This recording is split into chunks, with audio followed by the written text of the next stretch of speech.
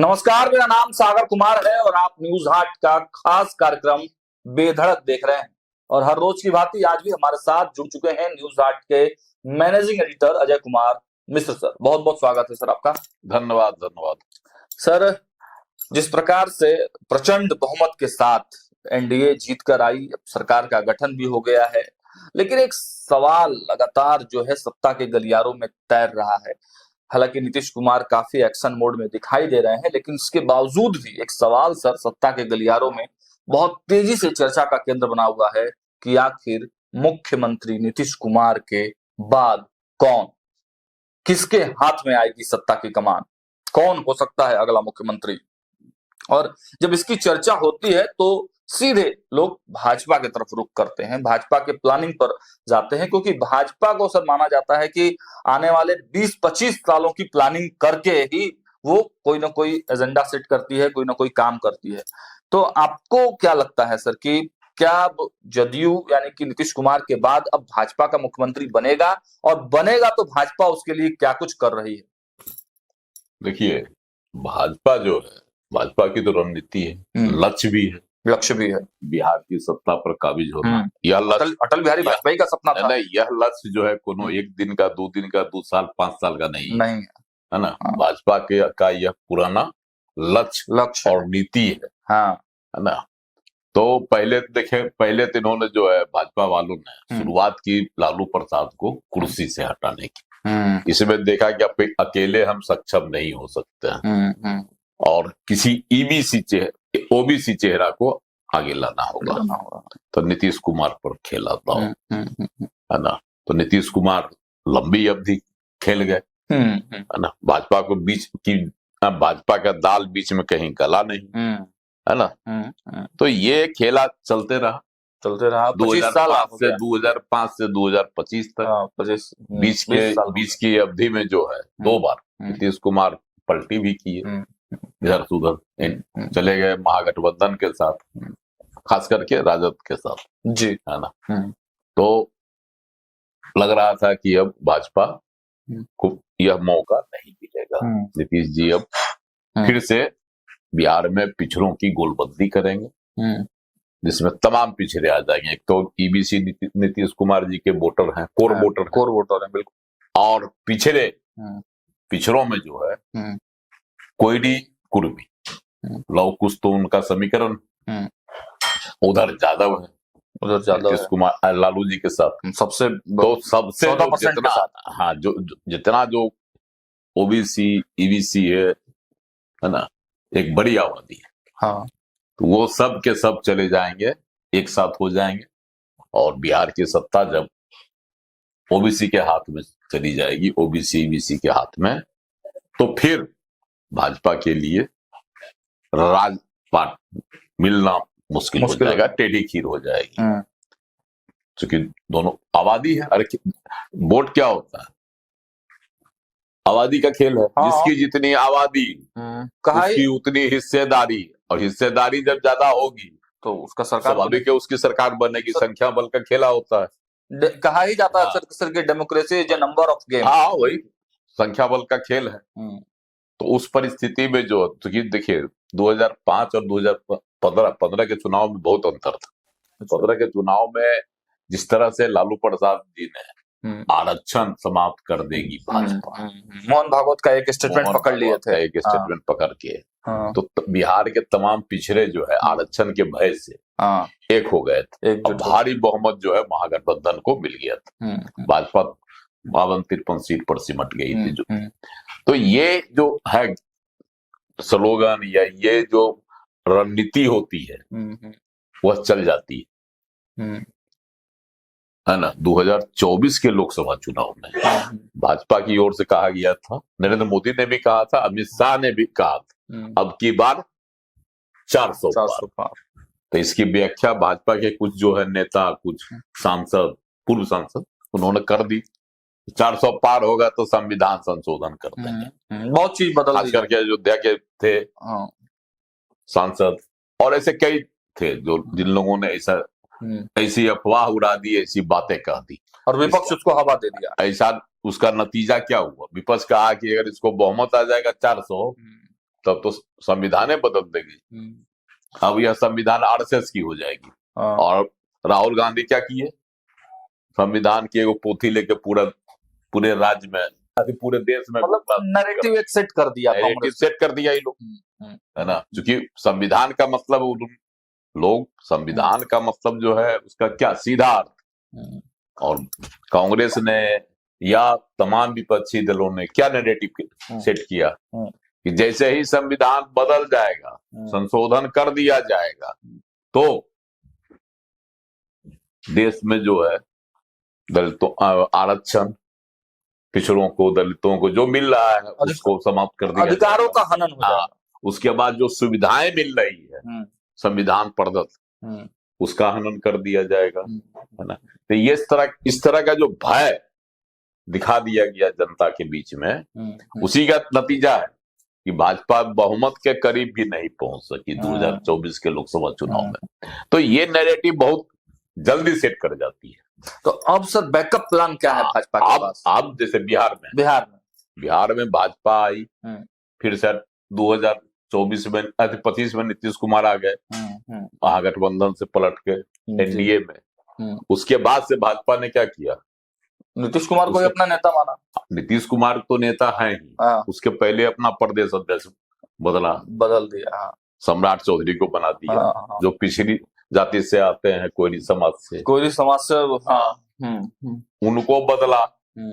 उप मुख्यमंत्री जब बन गए तो बनाया वैश्य समाज से, क्या तो इसका जो ये सब जो खेला हुआ, तो यहां तक इस बार जो है विधानसभा का अध्यक्ष बना दिया पिछड़ी जाति से, अति पिछड़ी जाति से, ईबीसी से, प्रेम कुमार को। यह 53 साल बाद ऐसा हुआ राज्य में, 53 साल बाद। हाँ, लनिकलाल मंडल हुआ करते थे, है ना, 62 के आसपास की बात है। हाँ, लनिकलाल मंडल हुआ करते थे, बताते हैं आप दी।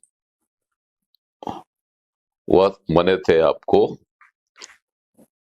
16 मार्च 1967 से 10 मार्च 1969 तक हुए। 67 से 69 तक वो विधानसभा के अध्यक्ष रहे। वो मधुबनी के थे, अति पिछड़ी जाति से आते थे।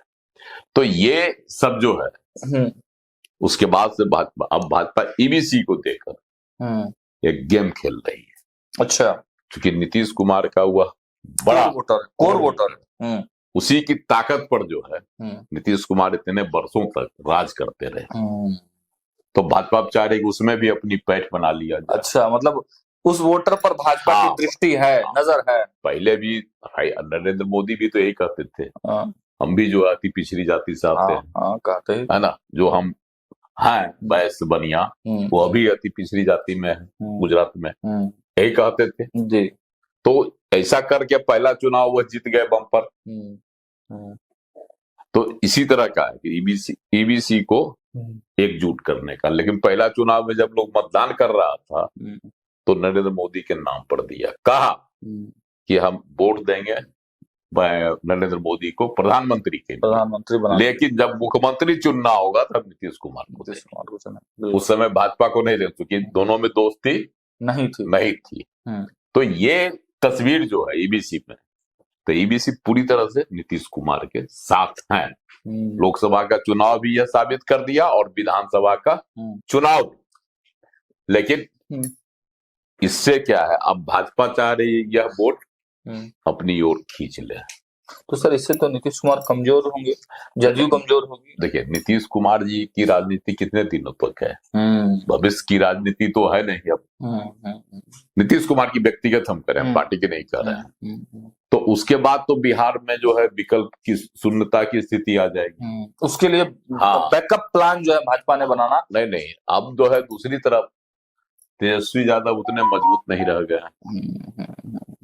उनके तो मात्र 25 विधायक जीते हैं। कहीं ना कहीं उनके दिमाग में भी तो इन वोट बैंक को नहीं बता रहे हैं कि उनकी ताकत है नहीं। अभी तो फिलहाल नहीं है। अब तो उनको नए सिरे से खड़ा होने के लिए पहले तो पांव जमाना होगा। हाँ बिल्कुल, जमीन पर बिल्कुल। और ये जो 30 बरस, अभी 25 से 30 जो है 5 बरस लालू प्रसाद जी रहेंगे राजनीति में सक्रिय, या पूरी तरह से निष्क्रिय हो जाएंगे। हालांकि अभी भी विधानसभा चुनाव में भी वह निष्क्रिय थे, जदा कदा से अपनी सक्रियता दिखा देते थे, बहुत ज्यादा सक्रिय नहीं थे, बहुत जदा कदा। तो ये जो स्थिति होगी तो तेजस्वी यादव के लिए बहुत संघर्षपूर्ण जो है समय बीतेगा, मुश्किल की घड़ी होगी। तो ये है कि तेजस्वी यादव खड़ा हो पाते हैं कि नहीं, इस पर भी निगाह है भाजपा की। ज्यादा संभावना है कि नहीं ही खड़ा हो पाएंगे। ऐसा हम इसलिए कह रहे हैं कि 2010 में भाजपा जदयू जीती थी मात्र 24 सीटें बिहार विधानसभा चुनाव में। आरजेडी जीता था मात्र 24 सीटें। तो उस समय जो है उस समय भी उसके सामने सर्वाइवल की स्थिति पैदा हो गई थी। लालू प्रसाद जबकि सक्रिय थे, वह तो कहिए कि 14 में नीतीश कुमार ने जो है उनको संजीवनी दे दी है। 2015 में साथ होकर चुनाव लड़ लिया। उसके बाद से उनका जो है दिन फिर गया, राजद जिंदा हो गई पार्टी। 15 में तो 80 सीट जीती गई। उस समय भी सरकार भी बनी, बम्पर मेजोरिटी से बनी। बिल्कुल। और उस समय जो हमको एक चीज याद आ रहा है, लालू प्रसाद जी ने जब सरकार बन गई तो स्वाभाविक है खुशी मनाया गया कि वनवास की जगह जो है पुनर्वास मिल गया सत्ता में। तो स्वाभाविक है लालू प्रसाद ने कहा था एक नेता को, अच्छा ना, एक समाज के नेता को कि मात्र 10 वो सीट जो जिताना था वो हमको नहीं देते तो कम से कम कांग्रेस को दे देते तो मेरी अपनी सरकार बन जाती, नीतीश कुमार से पीठ छूट जाता। बड़ा बढ़िया उन्होंने कहा था, है ना। और ये सब बातें भी जो है ना धीरे धीरे लीक हो गई थी, समझे। तो नीतीश कुमार जी का कान जो है उसी से मैं खड़ा हो गया था। लेकिन सर आप एक तरफ तो ये कह रहे हैं, मतलब लालू यादव जिस डाल पर बैठे थे वही डाल काटने का प्रयास कर रहे थे। नहीं, अपनी रणनीति चुनाव में तो या उसके बाद की जो राजनीति में होती है ना, किसी का कोई दोस्त होता है न किसी का कोई दुश्मन होता है, सब मौका का यार होता है, समझ गए। उसी दिशा में अब भाजपा ने कदम बढ़ा दिया है। अब भाजपा ने उसी दिशा में कदम बढ़ा दिया बिहार में। तो भाजपा फूक फूक कर चल रही कि दूसरा अन्य राज्य बिहार नहीं। बिहार की हर रणनीति जो है ना यह अब उत्तर प्रदेश से मेल नहीं खाती है। इसको आप महाराष्ट्र से नहीं मिला सकते हैं। बिल्कुल अलग है बिहार की राजनीति। ठीक है सर, इस पर तो चर्चा हो गई कि अध्यक्ष जो है एक बड़े रणनीति का पार्ट है प्रेम कुमार को अध्यक्ष बनाना। सर अब आ जाते हैं कि विधानसभा के उपाध्यक्ष पर नरेंद्र नारायण यादव जो प्रोटेम स्पीकर थे उनको बनाया गया है।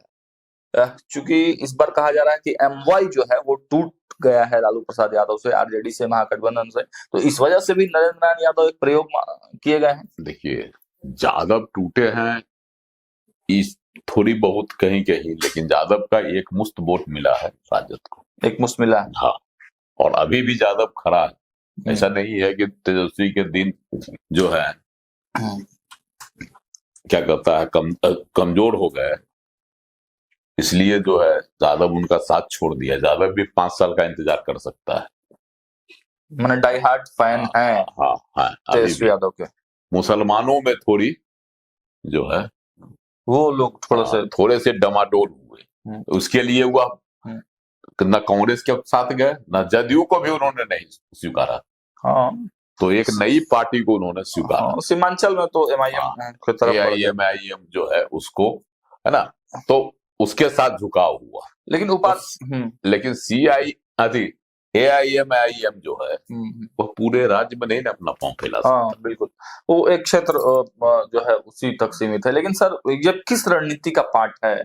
ये यादव समाज को आगे ले आना, मंत्री भी बनाया गया भाजपा कोटे से रामकृपाल यादव को। एक बात जान लीजिए, यादव को राजद से तोड़ने के लिए बहुत सारे प्रयास पहले भी किए गए। भाजपा की रणनीति बहुत की गई। नित्यानंद राय को आगे लाया गया था एक समय, सब कुछ हुआ, प्रदेश अध्यक्ष भी बने थे। उसके बाद लेकिन फिर भाजपा ने एकाएक छोड़ दिया था। नहीं, उसके बाद नहीं आए। रामकृपाल यादव को मंत्री बनाया गया भाजपा कोटे से। तो ये सब रणनीति यहाँ अपनाई गई, लेकिन कोई असर जो है नहीं हुआ। तो तो इसलिए इस जो है ना भाजपा देखिए कि नहीं, यादव पर डोरा डालने से बढ़िया है ओबीसी, ओबीसी और ईबीसी पर जो है। और वही मेरा सवाल है कि सब फिर यादव को क्यों प्रोजेक्ट किया जा रहा है? रामकृपाल यादव को मंत्री, नरेंद्र यादव को उपाध्यक्ष। रामकृपाल यादव को जो है बनाया गया मंत्री, तो यह यादव पर डोरा डालने के लिए नहीं किया गया। अच्छा, हाँ। रामकृपाल यादव हक का हक बनता है। और दूसरी बात है उस समाज की भी जो है उपस्थिति होनी चाहिए। हाँ भाई, 14 के कोटे से भी होना चाहिए कि नहीं एकदम सीधा सीधे खाली हो जाएगा। जदयू के कोटे से तो है ही है विजेंद्र प्रसाद यादव। हाँ, इधर से भी होना चाहिए ना। नरेंद्र नारायण यादव को जो है जदयू बना दिया उपाध्यक्ष, जदयू कोटे से हैं। तो आज दूसरी बात है कि पार्टी चाहेगी इनकी अध्यक्ष जब भाजपा की है के हैं, तो हमारी पार्टी के जो उपाध्यक्ष हों। कब्जा लोग नहीं छोड़ना चाहते हैं। हरिनारायण के नाम की एक चर्चा होती थी, तो उनको वो सर क्यों इग्नोर किया गया? हरिनारायण सिंह, अच्छा यहाँ से जो जीते हैं नालंदा जिला से जी, हाँ वो भी काफी सीनियर हैं। हाँ सीनियर है, नीतीश कुमार के करीबी भी कहे जाते हैं। नहीं इस बार क्योंकि नरेंद्र नारायण यादवों का चाहिए ना कोटा इधर भी। अब कुर्मी समाज से तो वो अपने मुख्यमंत्री हैं, श्रवण कुमार मंत्री हैं, तो कुर्मी समाज से कितना लोगों को बनाएंगे? मतलब कुर्मी का समाज का कोटा फुल हो जाने की वजह से यादव समाज को सम्मान देता है। ये है भी नरेंद्र नारायण यादव थोड़ा सा भले आदमी है, बहुत बार जीते भी हैं, इसलिए उनको मौका दिया गया। चलिए, तो आपने देखा आज का बेधड़क साफ शब्दों में सर ने क्लियर कट करके आपको बताया कि आखिर भाजपा किस रणनीति पर काम कर रही है। प्रेम कुमार अध्यक्ष बनाए गए हैं, वो किस रणनीति के पार्ट हैं। जो नए उपाध्यक्ष हैं वो जो बनाए गए हैं वो किस रणनीति के पार्ट हैं। फिलहाल इस वीडियो में इतना ही। देखते रहिए न्यूज़ 8। बहुत बहुत धन्यवाद।